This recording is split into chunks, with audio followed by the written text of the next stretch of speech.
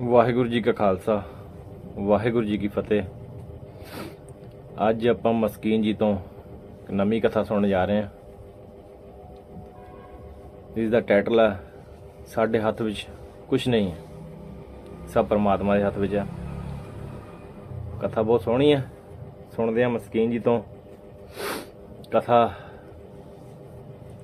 ਸਾਡੇ ਹੱਥ ਵਿੱਚ ਕੁਝ ਨਹੀਂ ਹੈ, ਬਹੁਤ ਵਧੀਆ ਵਿਚਾਰ ਸੰਤ ਮਸਕੀਨ ਜੀ ਨੇ ਦਿੱਤੇ ਆ।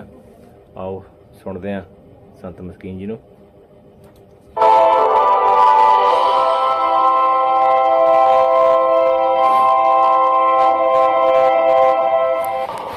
ਸਨਮਾਨਯੋਗ ਗੁਰੂ ਰੂਪ ਸਾਧ ਸੰਗਤ ਜੀਓ, ਫਤਿਹ ਕਬੂਲ ਕਰਨੇ।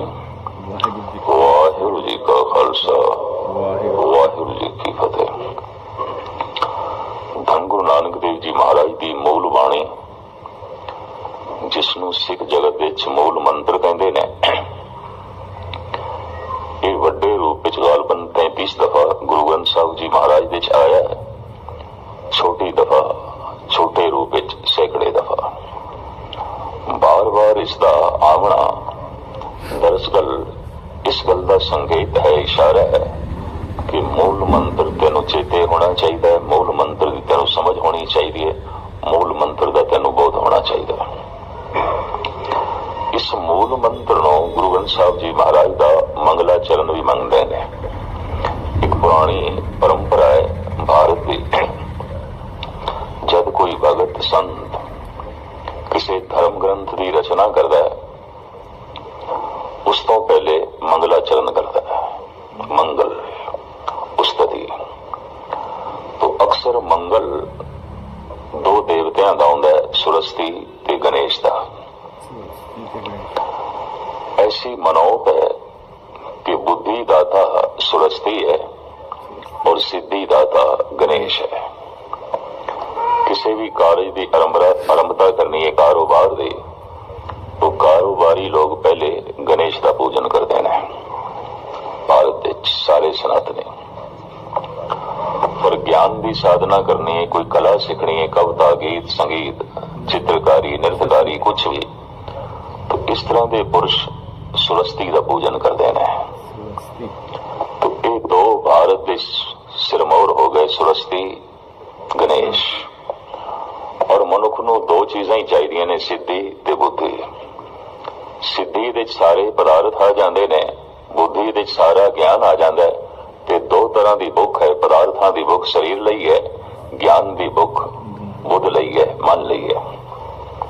अगर शरीर नूं सारे पदार्थ भी मिल जान तावी मनुख दे अंदर कुछ ऐसे प्रश्न ने चीज की है, क्यों है, जानना चाहता है। जानन दी भुख, ये जो जानन दी भुख है, जो ज्ञान दी भुख है, ये बौद्धिक भुख है। मनुख जानना चाहता है और जिन्ने चिर तक उसनूं जानकारी सही मिले ना, बेचैन रहता है, तनावग्रस्त रहता है, बोझ रहता है।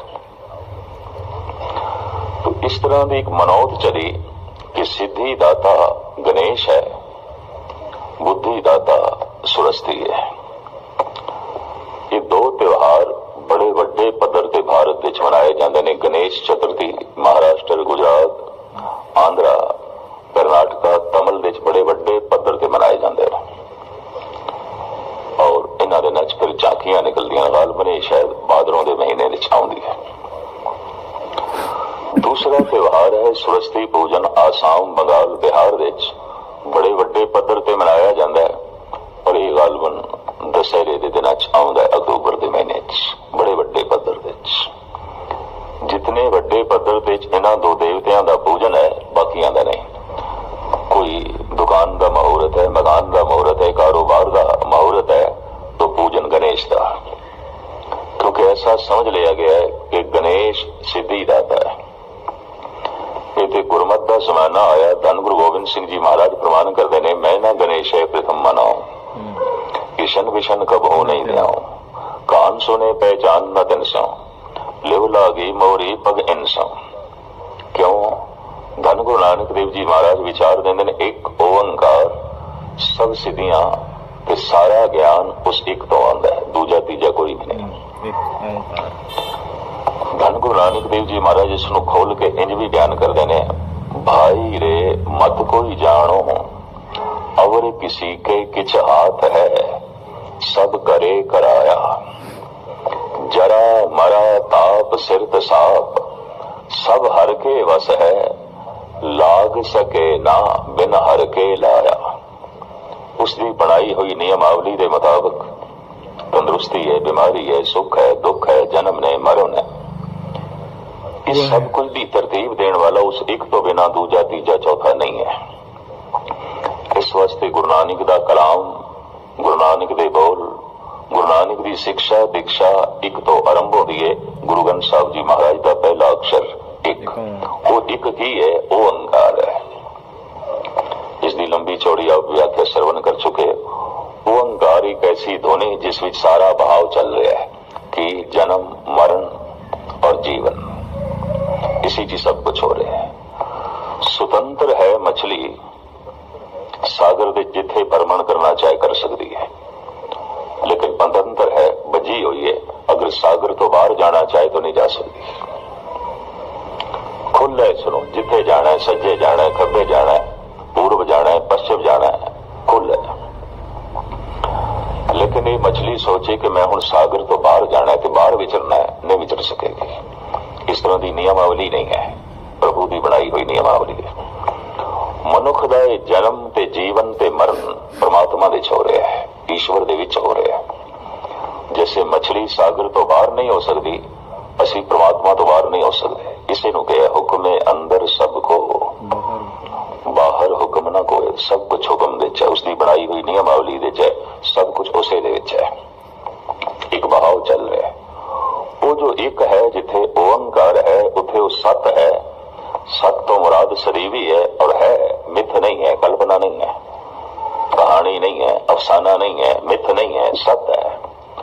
वो जो एक है ओंकार है, वो जो एक है सत है, वो जो एक है नाम वाला है, उसे का ही नाम है, अमिट नाम है, कभी नहीं मिटता। कदर फलाने का नाम बड़ा उच्चा हो गया, फलाने का नाम बड़ा वड्डा हो गया है, तो वड्डे होने तो मुराद के अखर ज्यादा जुड़ गए ने, उच्चे होने तो मुराद के आसमान पे लिखा गया है, नहीं, उसकी समर्था वध गई, उसकी शक्ति वध गई। नामना परमात्मा का ही है, उसे का ही नाम है। पहचान मात्र वास्ते भी जो नाम दिते गए और महापुरुषों की पकड़ विच आए, हर नाम दे चो प्रगट होता है। इस वास्ते साहिब कहते तेरा ही नाम है, क्योंकि तू सत है, तेरा नाम सत है।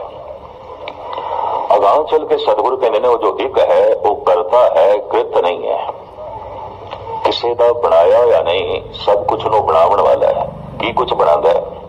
धन गुरु गोबिंद सिंह जी महाराज कहते हैं सबको काल सबन को करता, सबनो बनाने वाला, सबनो मेटन वाला, सबको काल सबन को करता, रोग सोग दोखन को हरता, एक चित जाए एक चिन्ह ध्यायो, काल उपास के बीच न आयो। तो ईश्वर कृत नहीं है, करता है। जिथे सब कुछ उसकी कृत है, असी भी उसकी कृत, ये हाथ पैर भी उसकी कृत, ये दिल दिमाग भी उसकी कृत। तो मैं दोहरा देवा, सब कुछ हो रहा है, कीता नहीं जा रहा, करता हो इको है, उस तो हो रहा है। मनुख ऐसा समझे मैं कीता है तो एक करतापन प्रगट हो गया। इसको सतगुरु कहते ने धर्म करत होवे नह कर्म। उनके धर्म के बहुत सारे पहलू बड़े बारीक ने, अभ्यासियां तो बिना समझ च नहीं आवेगी। ये विषय बहुत बारीक है। करता तू नहीं है, वो है, तो किसी चीज का भी करता नहीं है। हो रहा है सब कुछ, कीता नहीं जा रहा। कर्म करत होवे न कर्म, तिस बै सनो का निर्मल धर्म। जब मनुख के अंदर करतापन मिटता है, कहते करतार प्रगट हो जाता है, ईश्वर प्रगट हो जाता है, मनुख की मैं मिट जाती है। मनुख करता है, इसे दे आश्रे ते इसका अहंकार रहता है। तो मनुख का करतापन जितना खत्म होता है, इसका अहंकार उतना मिटता है। तो जिस दिन कह देता नहीं सब कुछ हो रहा है, कीता नहीं जा रहा। जैसे असी मकान बनाते हैं, पर मकान तो पूछते नहीं तू बनना भी चाहना है कि नहीं, तो जे उन्होंने ढाना हो तो पूछते नहीं तू गिरना भी चाहना है कि नहीं। कोई परमात्मा ने साथों नहीं पूछा तू जमना चाहना है कि नहीं, और तू मरना भी चाहना है कि नहीं। मौत भी होवेगी, जन्म भी होया है, पर जन्म मरण हमरे वस नाई। जोर न ਜੀਵਨ ਮਰਨ ਨਾ ਜ਼ੋਰ, ਨਾ ਜਨਮ ਵਿੱਚ ਸਾਡਾ ਜ਼ੋਰ, ਨਾ ਮਰਨ ਨਾ ਮਰਨ ਵਿੱਚ ਸਾਡਾ ਜ਼ੋਰ। ਇਹ ਜਨਮ ਮਰਨ ਇੱਕ ਹੁਕਮ ਹੈ, ਜੰਮਣ ਮਰਨਾ ਹੁਕਮ ਹੈ, ਬਾਣੇ ਆਵੇ ਜਾਏ। ਨਾ ਜਨਮ ਸਾਡੇ ਹੱਥ 'ਚ, ਨਾ ਮਰਨ ਸਾਡੇ ਹੱਥ 'ਚ। ਵੀ ਜੇ ਜਨਮ ਸਾਡੇ ਹੱਥ 'ਚ ਨਹੀਂ, ਮਰਨ ਸਾਡੇ ਹੱਥ 'ਚ ਨਹੀਂ, ਜੀਵਨ ਵੀ ਸਾਡੇ ਹੱਥ 'ਚ ਨਹੀਂ। ਹੋ ਰਿਹਾ ਸਭ ਕੁਝ ਕੀਤਾ ਨਹੀਂ ਜਾ ਰਿਹਾ। ਇਸ ਨੂੰ ਇੱਕ ਛੋਟੀ ਜਿਹੀ ਗਾਥਾ ਰਾਹੀਂ ਮੈਂ ਸਪਸ਼ਟ ਕਰਨ ਦੀ ਕੋਸ਼ਿਸ਼ ਕਰਾਂ। ਕਿਸੇ ਧਾਰਮਿਕ ਵਿਦਵਾਨ ਨੇ ਇਸ ਕਹਾਣੀ ਦੇ ਰਾਹੀਂ, ਇਸ ਗਾਥੇ ਦੇ ਰਾਹੀਂ ਸਮਝਾਉਣ ਦੀ ਕੋਸ਼ਿਸ਼ ਕੀਤੀ ਹੈ। ट्रेन ਵਿੱਚ ਇੱਕ ਮੁਸਾਫਰ ਸਫ਼ਰ ਕਰ ਰਿਹਾ ਹੈ और उसने अपना अटैची, अपना सूटकेस सिर ते रखा हुआ है। बैठा ट्रेन दे कोल नाल बैठिया नु तरस आ गया भी पुरखा रख दे किसी एक पासे, किसी रैके च रख दे, किधरे भी रख दे, सीट के पीछे रख दे। सिर ते तो क्यों चुकया इतना बोझ? कहता ट्रेन ते बोझ वध जाएगा, साडा ही बोझ काफी है। हुण कौन दसे जिस ट्रेन ने तेनों चुकया हुआ है सूटकेस, उसे ने चुकया हुआ है, पर यह समझदा नहीं मैं चुकया हुआ है। ट्रेन का बोझ जरा हल्का हो जाए, ट्रेन के उत्ते बोझ ना पाइए। कुछ भी मनुख ने नहीं चुकया हुआ, ये भी मैं अर्ज कर रहा। जिसने सानू चुकया हुआ है, जिस दे आसरे ते असी चल रहे हैं, उसे दे आसरे ते सब कुछ चल रहा है। जब मनुख ऐसा कहता है कि मेरे आसरे ते चल रहे हैं, अब तो कोई 25-30 साल पुरानी गल है। दिल्ली विच एक बंदे ने इस तरह मैनू आख्या, ज्ञानी जी जो मैं ना आवां ते स्कूल बंद हो जाए, तो मैं ना आंदा ते जलूस नहीं निकलना सी, बंद हो जाना सी, और मैं ना आंदा ते गुरुद्वारा मुकम्मल भी नहीं होना सी। ये 3-4 गल्लां इको ही साथ विच कह गया। मैं ना आंदा ते जलूस नहीं निकलना सी, स्कूल नहीं चलना सी। तो मैं उसको कह बैठा किधरे, मैं कि तू मर के देख, सब कुछ होता रहेगा, स्कूल भी चलता रहेगा, जलूस भी निकलते रहेंगे, गुरुद्वारे भी बनते रहेंगे, सब कुछ होता रहेगा, तू मर के वेख। मैनू कहन लगा तुसी ज्ञानी कथावाचक, तुहाडे मूंहे गल शोभा नहीं देती। तो मैं भी कहना तुहाडे मूंहे गल शोभा नहीं देती जिहड़ी आखी है तुसी। जगत का करता तू नहीं है, कहती गई देख बाजे बजाए, वही एक ऐसी जो साचा खुदा है। पता नहीं तेरे जैसे कितने आए थे चले गए, वही एक ऐसी जो साचा खुदा है, करता ते हो है। तू ते निमित्त मात्र है, और कह दे ये निमित्त भी उसे ने बनाया है। निमित्त कहते ने जिस दे राही हो गए। इस दे ते न्याय शास्त्र दे करता गौतम ने बड़ा जोर दिता है। कहता जैसे कुम्हार करता है घड़े का, पर कारण नहीं है, कारण ते मिट्टी है। अगर मिट्टी ना होए तो फिर कुम्हार घड़ा नहीं बना सकता। सुनार गहणियां दा करता जरूर है, पर कारण नहीं है। कारण ते सोना है, अगर सोना ना हो तो किस तरह बनाएगा, गहने किस तरह बनाएगा? धातु ही नहीं है तो गहने किस तरह बनाएगा? तो सुनार करता जरूर है, कारण नहीं है। कुम्हार घड़े दा करता जरूर है, कारण नहीं है। फिर अगे एक होर दलील देंदा है, एक करता, एक कारण, एक निमित्त कारण, निमित्तो उपादान कारण। कदे कुम्हार भी नहीं बना सकेगा, मिट्टी भी है, कुम्हार भी है, पर कुम्हार मिट्टी चो भी नहीं बना सकेगा, क्योंकि मिट्टी के कारण है ना। अगर निमित्तो उपादान कारण ना हो, घुमदा होया चक ना हो, तो किस तरह बनाएगा? हाथ च बनाएगा। सुनार भी सोने दे चो गहने नहीं बना सकेगा अगर उसके कोल औजार नहीं है, निमित्तो उपादान कारण। तो न्याय शास्त्र का करता किसी भी कृत नो 3 हिस्सियां च बनता है, करता, कारण ते निमित्तो उपादान कारण। इन्हां दा संजोग जुड़ता है, किसी की सिरजना होती है, रचना होती है, उंज नहीं। करता, कारण, निमित्तो उपादान कारण।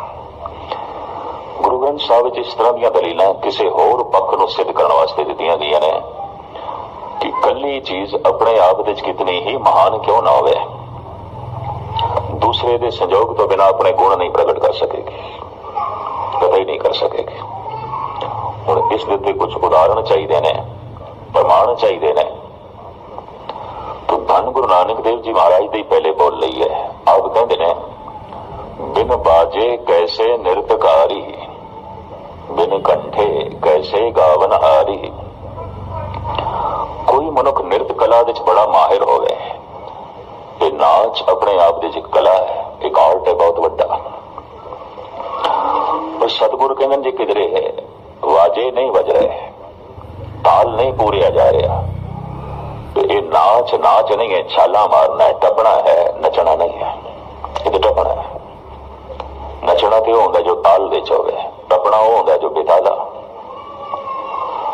तो नृत्यकार नूं ताल चाहिए, नृत्य नूं ताल चाहिए, दोहां नाल फिर गल बनदी है। बिन कंठे कैसे गावन हारी। कोई संगीत दियां सारियां बारीकियां नूं समझदा होवे, जानदा होवे, राग दियां सब कुछ उसनूं पता होवे। इस राग विच कोमल सुरां लगदियां कि तीवर, ये राग 5 सुरां दा है कि 4 सुरां दा है,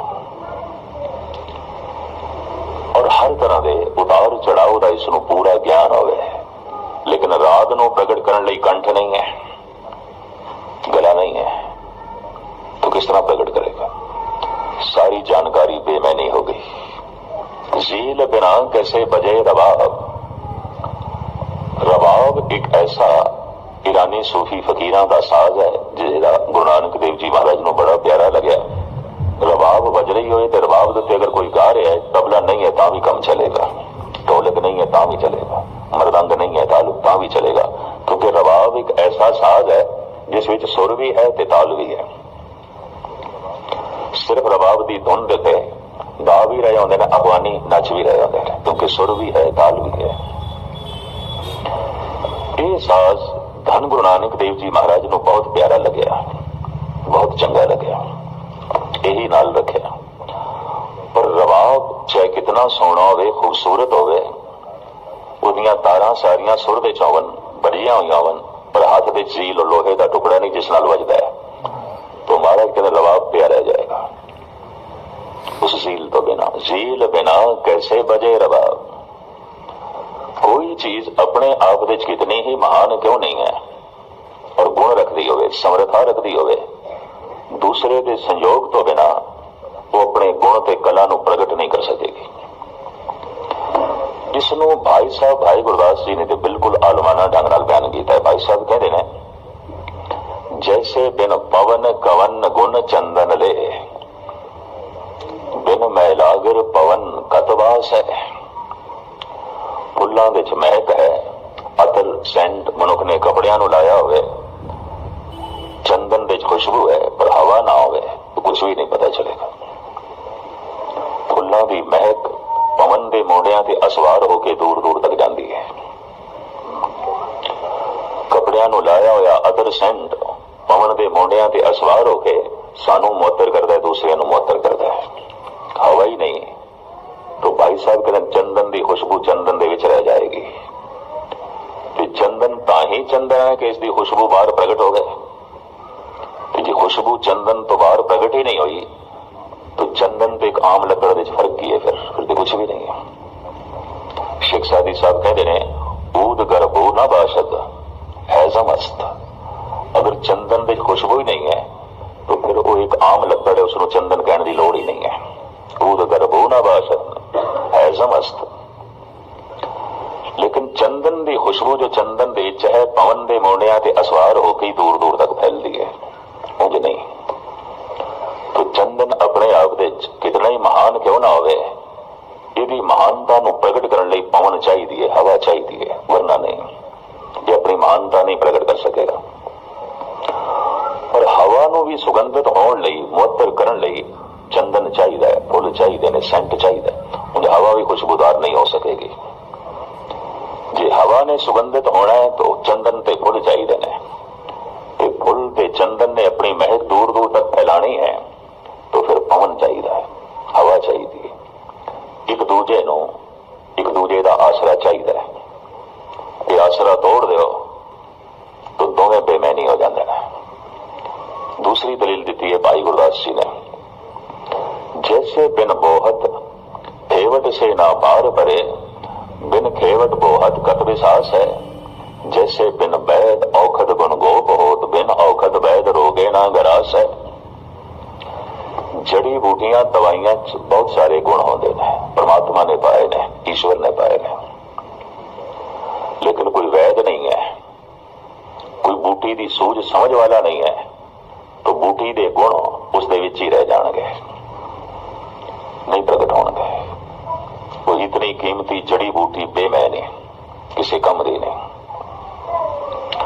मैं एक प्रत्यक्ष करिश्मा देखिया सी, काफी मुद्दत हो गई, अमरनाथ जा रहे सी, गालबन 22-23 हजार फुट की बुलंदी ते यह तीरथ है कश्मीर दे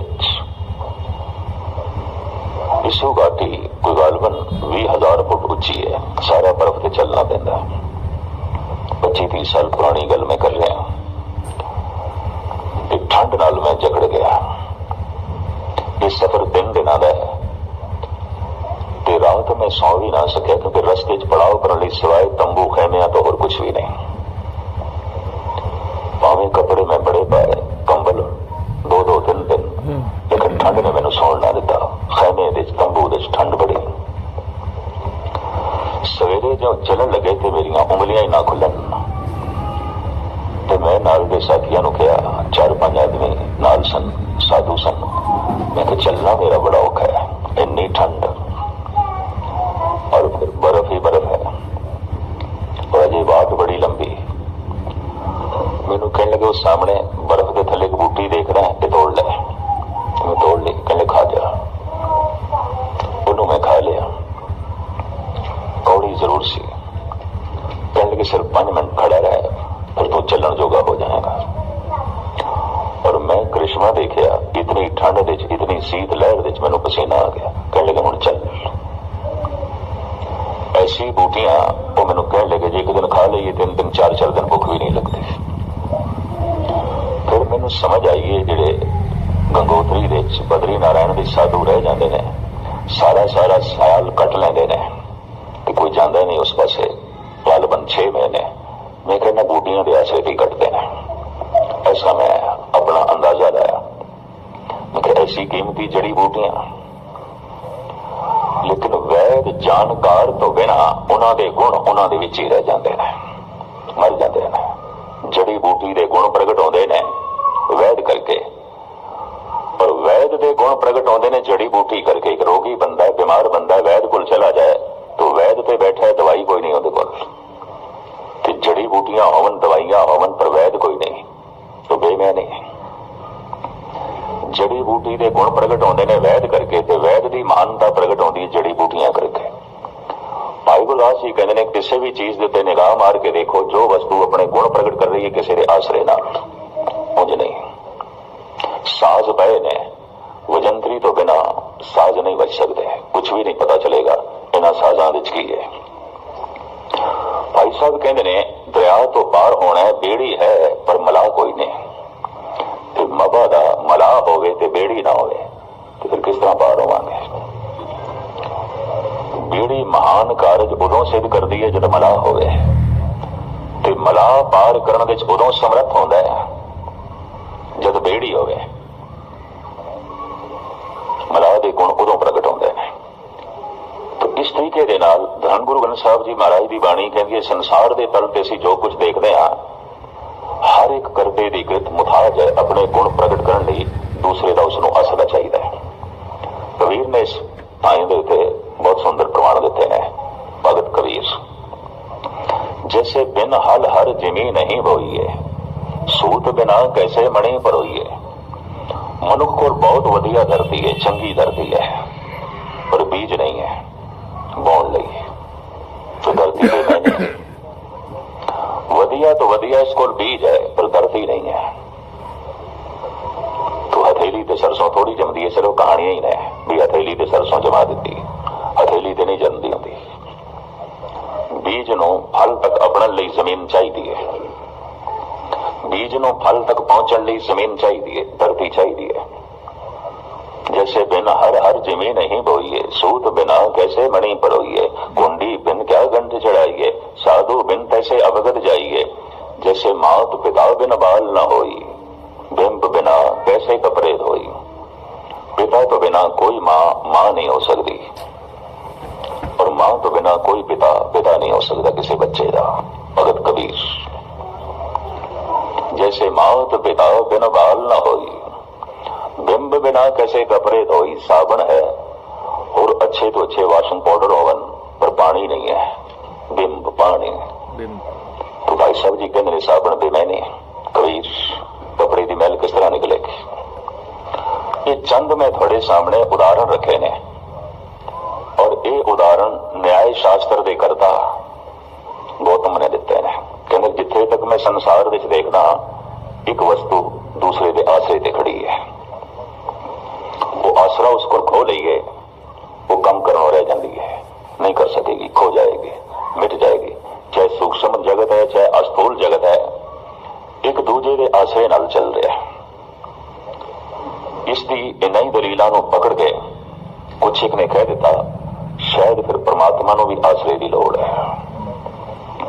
तो पता उन्होंने की आख्या, नास्तिक लोगों ने, चलो परमात्मा को करता मन लेने, कारण नहीं है, वो कारण नहीं है। और दलील, घड़े का करता कुमार जरूर है, कारण नहीं है, कारण तो मिट्टी है। फिर नमित तो बादान कारण, चलो मिट्टी भी होवे तां भी कुमार नहीं बना सकता, घूमता होया चक चाहिए, सोटा चाहिए जिस नाल चक घूमदा ते घड़े बनते हैं। करता मन लेने गहणिया का सुनार नो, पर कारण नहीं है, कारण ते सोना है। और ना होवे सोना तो किस तरह बनाएगा। कि चलो सोना भी होवे, कारण भी होवे, ता भी नहीं बना सकेगा अगर औजार नहीं है, निमित्त तो बादान कारण नहीं है। संसार की इस ढंग की व्याख्या करदिया करदिया ये विचार परमात्मा तक पहुंचे। और अब सुन के हैरान होवोगे, स्वामी दयानंद जिन्होंने आर्य समाज को जन्म दिता, इसी शास्त्र तो प्रभावित होकर कहता है, ईश्वर ते माता दोवें अनादि ने, दोवें इकट्ठे चले आ रहे हैं। जी ईश्वर का आद लभना औखा है, तो ये जो मादा है इसका भी आद लभना औखा है। भाव जे सुनार का आद का पता नहीं चलता, तो सोने के आद का भी नहीं पता चलता। ये दोवें इकट्ठे चले आ रहे हैं। तो इसका मतलब एक नहीं है, दो है। एक मादा है, एक परमात्मा है। एक वस्तुआ ने, एक सोना है, एक सुनार है। ता गहणिया की बनतर हुई है, ता गहने आलमे वजूद दे चाहे ने। आर्य समाज इस पे खड़ा है। यही कारण है आर्य समाज के कोई गूढ़े भगत रसक पुरुष नहीं पैदा हुआ है। ये ख्याल ही ऐसा है कि मनुष्य के अंदर ईश्वर की महानता को प्रगट ही नहीं होने देता। ऐसा कुमार है परमात्मा, अगर मिट्टी नहीं, घूमदा होया चक नहीं तो कुछ नहीं कर सकता, मुताज है। और ये मिट्टी ते कुमार दोवें अनादि ने, दोवें आदकाल तो चले आ रहे हैं। स्वामी दयानंद सत्यार्थ प्रकाश का करता, इस तरह के होर कैशो चंद्र इत्यादि इस सोचने के जितने पुरुष ने कहते ने ईश्वर को करता मनते हैं, कारण नहीं है। और किधरे किधरे कुछ होर अवतारी पुरुषों ने जिस ढंग नाल व्याख्या की थी, उसको भी भरम खड़ा हो जाता है। जैसे कहते ने एक परमात्मा है, एक माया है, एक खुदा है, एक शैतान है। नेकियां खुदा तो आउंदियां ने, बदियां शैतान तो आउंदियां ने। सारे गुण खुदा तो आउंदे ने, सारे अवगुण शैतान तो आउंदे ने।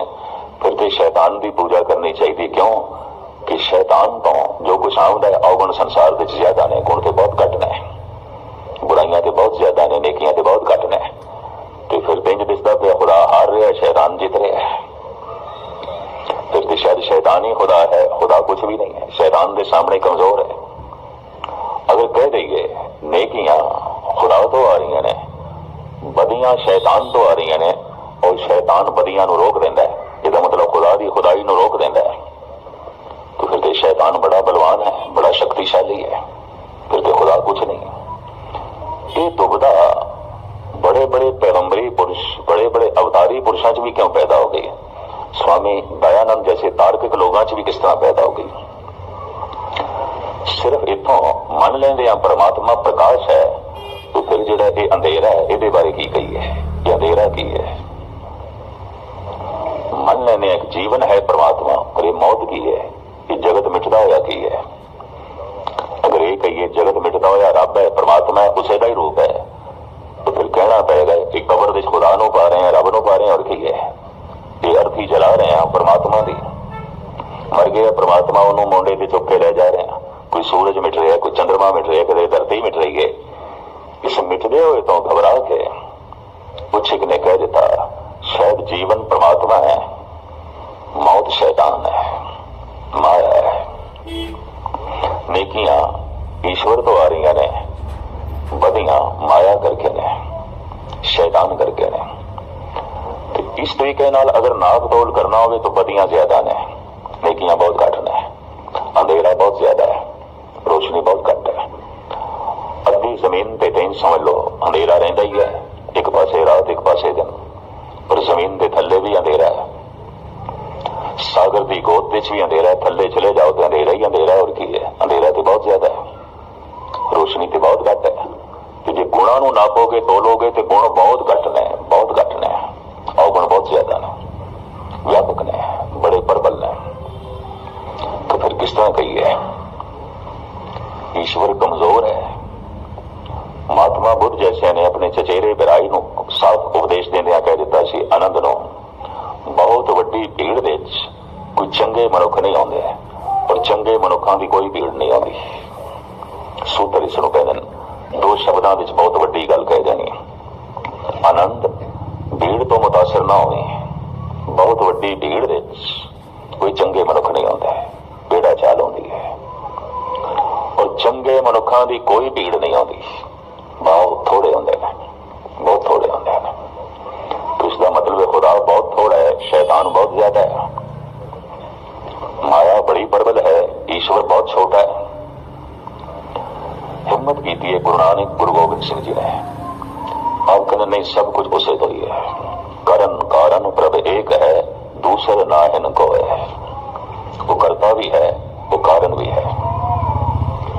रोशनी भी उसे तो आउंदी है, अंधेरा भी उसे तो आंदा है, तंदुरुस्ती भी उसे तो आउंदी है, बनी हुई मर्यादा के मुताबिक बीमारी भी उसे तो ही आउंदी है, जीवन भी उसे तो आउंदा है, मौत भी उसे तो आउंदी है। क्यों? वो वृत्त नहीं है, सब कुछ ना करता है। जो कुछ भी जगत विच दिखाई दे रहा है, हो रहा है, सब उसे तो। सबको काल सबन को करता, रोग सोग दो घन को हरता। इतनी समझ आंदे मनुख का करतापन मिट जाता है और मनुख परमात्मा का रूप हो जाता है। अगर इतनी समझ आ जाए, अपने आप को हटा ले मैं करता नहीं। इसे नु कहा गुरु अर्जन देव जी महाराज ने, बहुतियां कोल मैला धर्म है तो निर्मल धर्म किस दे कोल होंदा है? इत्थे सवाल पैदा होंदा है, धर्म भी मैला होंदा है ते निर्मल होंदा है। जिस ढंग नाल गुरु अर्जन देव जी महाराज का शब्द है, इस ढंग नाल ते है जिवें निर्मल पानी ते मैला पानी, शुद्ध सोना ते खोटा सोना, मुलम्मा खोटा। एक सोना है, एक खोट है, एक निर्मल जल है, एक मैला है, एक निर्मल धर्म है, एक मलिन धर्म है। केड़ा मलिन धर्म है ते केड़ा निर्मल धर्म है? धन गुरु अर्जन देव जी महाराज इस तरह बयान करते हैं, कर्म करत होवे नह कर्म, किस बैसनों का निर्मल धर्म। कर्म तो उसने कीता है, जप कीता है, तप कीता है, दान कीता है, पुण्य कीता है। नह कर्म, कर्म नाल अपना संबंध तोड़ लिया, मैंने कीता, मैंने कीता। जप कीता है, मैंने कीता। अगर मैं कीता है तो फिर मैनू फल भी चाहिए है, और फल की चाहत ऐसा बोझ बनेगी, मनुख उस फल नाल जुड़िया रह जाएगा, परमात्मा नाल नहीं। उम्मीद है गल दिमाग विच बैठी होगी जरूर। कर्म करत होवे नह कर्म, मैं एक कर्म कीता है, एक बीज बोया है, एक कर्म कीता है, और कीता है फल दे लई। तो मैं जुड़ गया फल की चाहत नाल, फल नाल ही जुड़ गया। दान कीता, दान का एक फल अंदर कल्पना की थी किसी सुख की, तो मैं तो उसे सुख नाल जुड़िया रह गया, परमात्मा नाल ते जुड़िया नहीं। मैं जप कीता, मैं तप कीता, मैं बाणी पढ़ी, बदले च मैं कोई कामना रख ली, मैं तो अपनी कामना नाल जुड़िया रह गया, रब नाल ते जुड़िया ही नहीं। तो शायद कहते मैला धर्म है। अगर ये दान भी है तो मैला है, अगर ये ज्ञान भी है तो मैला है, अगर ये सेवा भी है तो मैली, शुद्ध नहीं है, पवित्र नहीं है। धर्म नो किधरे इतनी सौखी खेड़ न समझ लेना।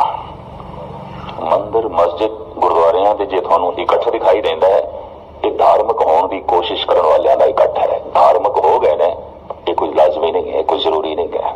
हो गया होगा कोई दो बंदे धार्मिक हो गए होंगे, बाकी धार्मिक होने की कोशिश पे कर देना, यत्न पे कर देने, काहू फल की इच्छा नहीं बाँचे। कृष्ण ने ऐलानिया कह दिता सी अर्जन नो, ऐ अर्जन तू कर्म कर, फल मेरे ते रहन दे, तू फल की चिंता ना कर। इसमें शेख सादी कहते ने, नेकी गुण बाचाह अंदाख्त, करने की शुभ कम कर लेकिन फल खूज सुट दे। नेकी गुण बचा अंदाख्त, शुभ काम कर, फल की इच्छा खूद सुट दे। अगर तू फल की इच्छा रख लेगी तो फिर फल नाल जुड़िया रह जाएगा, खुदा नाल नहीं। बस फल की इच्छा का त्याग कर दे, और ये इच्छा अगर तू खुदा दी भी रखी है तो खुदा भी एक फल है, इसनों भी थोड़ा जा जानना।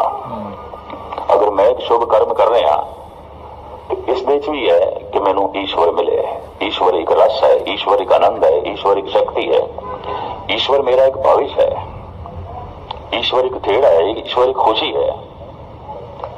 अगर ऐसा मैं कर्म करा तो दृष्टि मेरी फलते हुए तो मैं पूरी लीनता नाल एकाग्रता नाल कर्म कर नहीं सकांगा। बस फल की इच्छा कर्म विच एकाग्र नहीं होने देती। इस वास्ते कहने ने खुदा की चाहत, परमात्मा की चाहत भी उदों संसार बन जाती है कर्म करदियां मनुख कर्म दे लीन नहीं होया, फल की चाहत विच लीन हो रहा है, वो कर्म संसारी हो जाता है। काहू फल की इच्छा नहीं बाछे। इसमें समझ तबरेज कहते ने, तर्क बा तर्क, त्याग कीता है हुण त्याग दा भी त्याग कर, हद हो गई। त्याग दा त्याग एक ही, तू त्याग कीता है, समा कढ़िया है, दान कीता है, पुण्य कीता है, बहुत कुछ कीता, हुण त्याग दा भी त्याग कर। त्याग दा त्याग की है, जो कुछ मैं कीता उसका जो फल है हुण उसका भी त्याग कर। ये कठिन गल है। यही कारण है कि धार्मिक मनुख सारी जिंदगी धार्मिक कर्म करता रहता है, ना रस, ना खेड़ा, ना खुशी, ना समाधि, ना बैराग। बेरसी नाल बाणी पढ़ता है, बेरसी नाल कीर्तन सुनता है, बेरसी नाल कथा कीर्तन करता है, बेरसी नाल गुरु कोल बैठता है, क्योंकि फल की इच्छा है कर्म के लीन नहीं होने देती। और इस इच्छा को एक पासे करिए तो कर्म ही भगवान बन जाता है, कर्म ही परमात्मा बन जाता है, कीर्तन ही ईश्वर बन जाता है, पाठ ही परमात्मा बन जाता है, जप ही ईश्वर बन जाएगा, सेवा ही ईश्वर बन जाएगी। सेवा विचों ही ऐसी मस्ती, ऐसा सरूर मिल सकता है, ये इच्छा ही नहीं रहेगी परमात्मा मिले, क्योंकि सेवा विच उसकी झलक मिल जाएगी। और मैं अक्सर अर्ज करता हूं ना, अगर ऐसा अंदरों कुछ ना हो सके तो चलो बाहरों पहले कोशिश करो। लंगर बना रहे हो तो ये सोचो गुरु लिए बना रहे हैं, किसी लिए नहीं, परमात्मा लिए बना रहे हैं।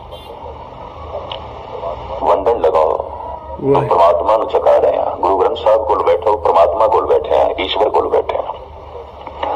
जब हम ईश्वर को बैठे हैं तो उनका भी इच्छा, सर्वशक्तिमान को बैठे हैं, अंतर्यामी दे कोल बैठे हैं। हूं जो तू अपनी इच्छा सामने रख तो इसका यह मतलब है रब को कुछ भी नहीं पता। वो कोई सियाणी मां नहीं है जिन्होंने इतना ही ना पता हो किस बच्चे की लोड़ा की ने, ये गंगूड़े जो बच्चा पे खेडदा पे दी लोड़ा की ने, जिस मां को इतना ही नहीं पता कि शायद वो मां अखवाण का तो फिर हक भी नहीं रखती। क्या परमात्मा को साडी लोड़ा का भी नहीं पता? जितों अपनी सियाणप उसके अगों रखदा पे, और अगर इच्छा रखी तो तू अपनी लोड़ा नाल फल नाल ही जुड़िया रह जाएगा और अहंकार बनया रहेगा। दान करके, ज्ञान करके, कथा करके, कीर्तन करके बार बार अहंकार ते प्रगट होवेगा, निरंकार नहीं, क्योंकि तू करता बने हुए तो करता तू है नहीं, तू कृत है, उसकी कृत है। इच्छा एक पासे कर तो करता प्रगट होवेगा, तो जो इच्छा एक पासे नहीं की थी तो फिर तू ते प्रगट होवेगा, अहंकार ते प्रगट होवेगा, निरंकार नहीं। इसनों कोई होर चंगे शब्द तो मैनू मिल नहीं रहे। इन्ना ही कहा, कर्म करत होवे नए कर्म, कर्म ते तू कर। क्यों? तेनू कर्म करने लई, कर्म तू प्रगट कर सके, हाथ दिते, पैर दिते, दिल दिता है, दिमाग दिता है, सारी कृत है, इस दिन ही कर्म हो सकता है और कर्म तू कर सकता है। कर्म करने की चूंकि समर्था उसने दी है, इस वास्ते तू निमित्त मात्र ने तो कुछ भी नहीं है। जैसे ये मेरिया दो अखा ने, मैं बंद करके भी चल सकदा, खोल के भी चल सकदा, पर मैं खोल के चला, मैं बंद करके चला, एक कला मैनू परमात्मा ने दी है, पर जो मैं बंद करके चला तो भटक जावांगा, ठोकर खा जावांगा, चोट लग जाएगी। ये जो हुण मैनू चोट लगी है इसका जिम्मेवार मैं हाँ, परमात्मा नहीं, क्योंकि अजे करतापन मेरा है। मैं अख खोल के भी चल सकता सी और चलन लग्या, सुभाव यह होना चाहिए अख खोलनी है, इसे वास्ते तो अख तो दी है, वरना अखा की लोड़ की सी। दरख्तां नूं उसने अखा नहीं दित्तियां, पत्थरां नूं उसने अखा नहीं दित्तियां, हालांकि जीव जंतु इन्हां दे भी मन ले गए ने, गुरबाणी ने मन्ने ने, नहीं लोड़ सी, दरख्त चलते नहीं ने, तू चलना है इस वास्ते तेनों अखा दित्तियां, तू आख्या मैं अखा बंद करके चलना है, ठोकर खा जाएगा, गिर जाएगा, चोट लग जाएगी। इस जिम्मेवारी परमात्मा की नहीं होगी। बस इतनी सूझ समझ तू प्राप्त कर सकता है, और तू प्राप्त कर सकता इतनी खुल परमात्मा ने दी है, क्योंकि खुल भी परमात्मा ने दी हुई है। इस वास्ते मेरा कुछ भी नहीं और मैं कुछ भी नहीं, सब ईश्वर, सब परमात्मा, मेरा मुझ में कुछ नहीं, जो कुछ है सो तेरा। इस अवस्था मनुख जब पहुंचता है तो की शुभ की अशुभ, की शैतान ते की भगवान, सारा एक रूप दिखाई देता है, कि अंधेरा ते की प्रकाश, सब उस एक तो आया दिखाई देता है। वो जो एक है वो अहंकार है, वो सत है, वो नाम वाला है और वो करता है। पर ऐसा करता जो पुरख है, अपने कृत विच बैठ गया, हस्ती कीर्ति त्रिड़लो आदम, एक अखंडत बसे अनादम। जी हथ उसकी किरत है, साड़ी किरत नहीं है, तो हथां विच होई है। जबान उसकी किरत है, उसकी बनतर है, तो जबान विच होई है। दिमाग उसकी किरत है, तो दिमाग विच होई है। इतना बोध आ जाए तो करतापन साडा हट जाता है, वो करता प्रगट हो जाता है। गल इतनी नहीं है। इसे नु कहते हैं अपना करतापन अगर प्रगट हो रहा है तो सारी धार्मिक साधना व्यर्थ जा रही है। अपना करतापन मिटता जा रहा है तो करता प्रगट होता जा रहा है, बस यही सफलता है, यही सफलता जो है मिल रही है। इत्थे तक ते धन गुरु नानक देव जी महाराज ने परमात्मा की होंद बयान की है। अगे आप कहते हैं वह सुभाव, वो सुभाव तीन चीजा नहीं ने, निरभाव, निर्वैर, अकाल। समा नहीं है, वैर नहीं है, भय नहीं है। परमात्मा ये तीन चीजा नहीं है कि उसदे ये लंबी चौड़ी गाथा है, बयान नहीं की जा सकती। सारे भगतां ने कहा वो की है, बयान नहीं कर सकते। हाँ वो की नहीं है तो कह सकते हैं, वो की नहीं है ऐसा तो भगतां ने कहा, कह देते हैं, पर वो की है ये नहीं कह सकते। यही कारण है कि एक साइंटिस्ट के सामने अज के युग एक भगत बेमै नहीं है। एक साइंटिस्ट जो कुछ कहता है, प्रूफ रहता है, सबूत सामने रखता है। एक भगत जो कुछ है उसके बारे कोई सबूत नहीं दे सकता, और सबूत प्रत्यक्ष रूप में एक पासे बोल के भी नहीं दे सकता, बयान भी नहीं कर सकता। क्या हो कथी कथे कथ देखा, मैं अकथ ना कथ ना जाए। जो मैं देखे मैं कह कह के थक गया, मैं नहीं कह सकता।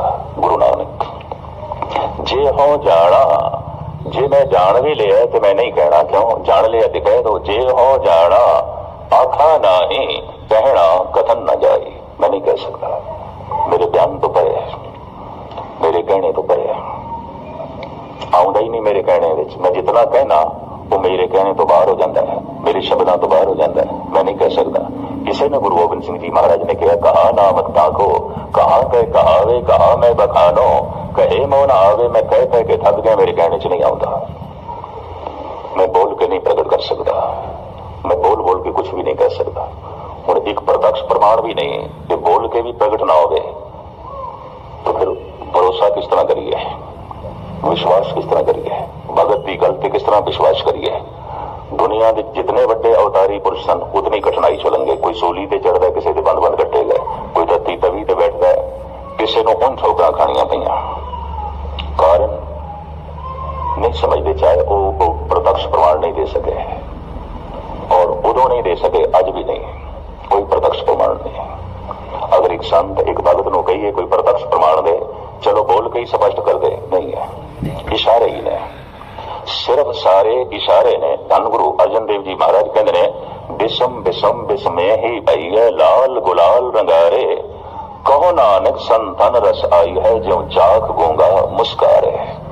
गूंगे की मुस्कुराहट पे दसदी है कुछ खुशी है, इसके कोल आनंद है, पर ये खुशी किस चीज दी है उसके कोल पूछी है तो की दसे, किस तरह बयान करे। इतना वड्डा रस, इतना वड्डा प्रकाश, इतनी छोटी जुबान बयान किस तरह करे। इस वास्ते साइंटिस्ट पूज हो गया, महान हो गया, जो कुछ कहता है ਉਹਦਾ सबूत देता है। भगत कहता है मैं कह के भी कुछ नहीं कह सकता, बाकी प्रत्यक्ष प्रमाण देना तो एक पासे है, मैं कह के भी कुछ नहीं कह सकता। कुछ सियाणे पुरुषां नूं ਜਿਹੜੇ ਅਭਿਆਸੀ ਹੁੰਦੇ ਨੇ ਤੇ ਅੰਤਰਮੁਖੀ ਹੁੰਦੇ ਨੇ, ਉਹਨਾਂ ਦੀ ਕੁਝ ਸਮਝ ਤੇ ਪਕੜ ਵਿੱਚ ਗੱਲ ਆਉਂਦੀ ਹੈ ਤੇ ਉਹ ਇੰਜ ਕਹਿ ਲੋ ਜ਼ੀਨਾ ਬਣ ਜਾਂਦੇ ਨੇ ਸੰਸਾਰ ਦਾ, ਉਹਨਾਂ ਦੇ ਆਸਰੇ ਤੇ ਕੁਝ ਬਾਕੀਆਂ ਨੂੰ ਪ੍ਰੇਰਨਾ ਮਿਲਣ ਲੱਗ ਪੈਂਦੀ ਹੈ। तो धन गुरु नानक देव जी महाराज कहते ऐसा करता है अपनी कृत विच पूरिया होया, ਉਹਦੇ ਚ भय नहीं है, उसदे च वैर नहीं है, उसदे च समा नहीं है, उसदे च है कि नहीं कुछ कह सकते हैं, और उस की नहीं है। प्रथम भय नहीं है, वैर नहीं है और समा नहीं है, काल नहीं है। काल कहते समय नो वक्त नो, परमात्मा दे च वक्त नहीं है, परमात्मा दे च वैर नहीं है ते परमात्मा दे च भय भी नहीं है। सगल सामग्री डरे व्यापी बिन डर करने हारा। महाराज कहते भय सब थाई है, पशुओं दे पक्षियों दे मनुखों दे देवियां दे देवतियां दे भयभीत ने, अपने अपने ढंग का भय है। सगल सामग्री डरे व्यापी बिन डर करने हारा। भय केवल मौत का ही है और किसी चीज का नहीं, किसी चीज का ही नहीं। सारी सुरक्षा मौत तो है, सारा डर मौत का है।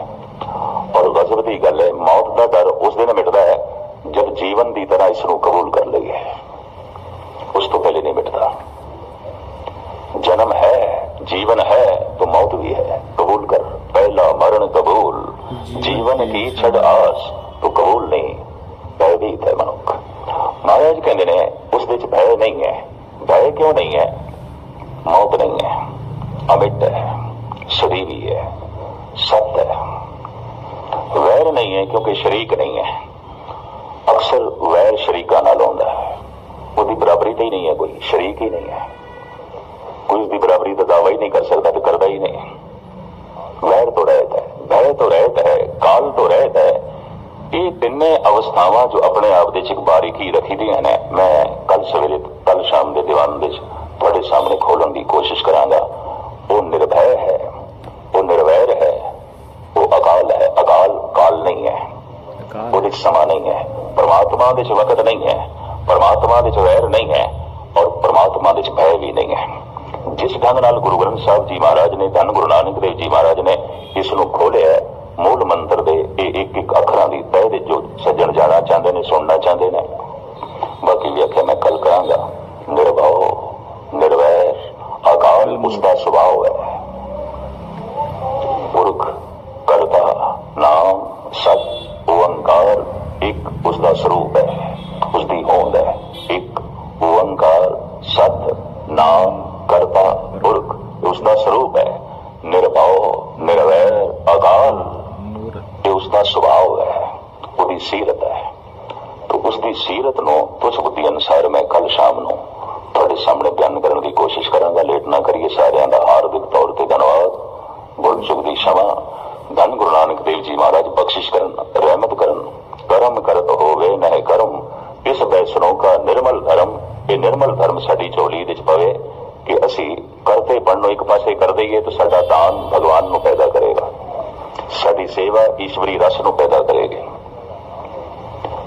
साडा जपिया होया नाम यकीन जानो प्रभु नूं प्रगट करेगा, साडी पढ़ी हुई बाणी गुरु नूं प्रगट करेगी। पर साडा करतापन अगे आ गया तो साडा अंगार ते प्रगट होंदा जाएगा, निरंकार तो दूरी होंदी जाएगी। करते पढ़नो एक पासे कर दईए, सारे कर्म निर्मल ते करतापन अपना जोड़ दईए, सारे कर्म मैले। तिस बैसनों का निर्मल धर्म। इत्थे तक सतगुरु ने उसके स्वरूप की जो व्याख्या की है तुझ बुद्धि अनुसार मैं तुहाडे सामने रखी है। ਉਹਦੇ सुभाव की व्याख्या वाकई उसकी जीवन शैली की, उसका स्वभाव की है। तो एक कल इत्थे ही समाप्ति होना। आनंद साहब का पाठ एक छोटा जिहा शब्द गुरु के कीर्तनिया पासों सरवण करो कि समाप्ति भुल चुक दी क्षमा। वाहिगुरू जी का खालसा, वाहिगुरू जी की फतेह। हाँ जी, ये सी संत मस्कीन जी की कथा। ਵੀ ਕਰਤਾ ਇੱਕੋ ਹੀ ਆ, ਇੱਕ ਓਂਕਾਰ। ਬਹੁਤ ਵਧੀਆ ਕਥਾ ਸੀ ਵੀ ਬੰਦੇ 'ਚ ਜਦ ਤੱਕ ਮੈਂ ਰਹਿੰਦੀ ਆ, ਮੈਂ ਕਰਤਾ ਮੈਂ ਉਹ ਕਰਤਾ, ਤਦ ਤੱਕ ਬੰਦਾ ਰੱਬ ਨੂੰ ਨਹੀਂ ਪਾ ਸਕਦਾ ਹੈਗਾ, ਮੈਂ ਉਹਨੂੰ ਮਾਰਨਾ ਪੈਂਦਾ। ਬਹੁਤ ਵਧੀਆ ਕਥਾ ਸੀ ਮੈਨੂੰ ਲੱਗੀ ਸੰਤ ਮਸਕੀਨ ਜੀ ਦੀ। ਅਗਲੀ ਵਾਰੀ ਕੋਈ ਹੋਰ ਕਥਾ ਲੈ ਕੇ ਆਵਾਂਗੇ। ਕਥਾ ਬਹੁਤ ਸੋਹਣੀ ਸੀ। ਵਾਹਿਗੁਰੂ ਜੀ ਕਾ ਖਾਲਸਾ, ਵਾਹਿਗੁਰੂ ਜੀ ਕੀ ਫਤਿਹ।